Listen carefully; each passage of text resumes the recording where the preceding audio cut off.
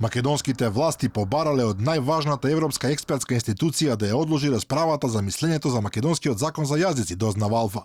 Во прелиминарниот извештај на Венецијанската комисија кој беше објавен завчера се вели дека целосното спроведување на законот за јазици ќе го загрози функционирањето на целиот судски систем и наметнува нереални правни обврски за седовите.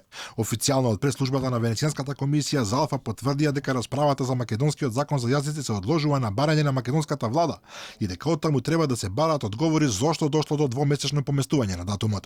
Ќе треба да ја прашате вашата влада, ние не можеме да ви одговориме, вели за Алфа портпаролот на Венецијанската комисија.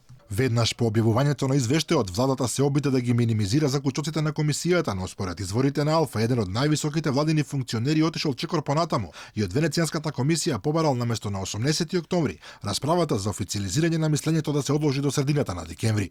Дел од членовите на комисијата велат дека се работи за невообичаено барање, но не сакаат да откријат кои биле аргументите на македонскиот владин представник. Алфа ја праша и владата зошто било побарано одложување на расправата за законот за јазиците, но оттаму добивме само штур одговор дека нема да коментираат се додека не ја добијат конечната верзија на мислењето. Мислењето на експертите на Венецијанската комисија е класифицирано, се до неговото усвојување од комисијата кога станува официјално. Владата на Република Северна Македонија ќе почека до објавување на конечна и официјална верзија на мислењето, а до тогаш нема да го коментира. Нервозата во владината коалиција ја најави пратеникот на Дуи Артан Груби, кој вчера се закани дека ако законот биде повлечен под влијание на европските уставни експерти, тоа би имало последици за македонската стабилност.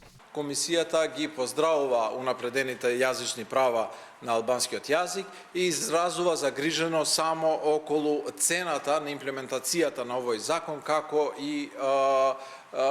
и санкциите. Јас сметам дека цената на мирот, цената на еднаквоста и цената на меѓуетничките односи е неспоредлива со цената на имплементација, символичната цена на имплементација на еден закон. По неколкократно одложување, властите го испратија законот во Венецијанската комисија, при што се бараше мислење само за две прашања, униформите и банкнотите. Но откако експертите увиделе дека во законот има индиции за систематско нарешување на уставни начела, комисијата го анализирала целиот закон, при што во него пронашла голем број на правни нелогичности и аномалии. Според познавачите, со барањето за одложување на расправата, владата ќе добие 2 месеци за лобирање да се промени нацрт мислењето во нејзина корист.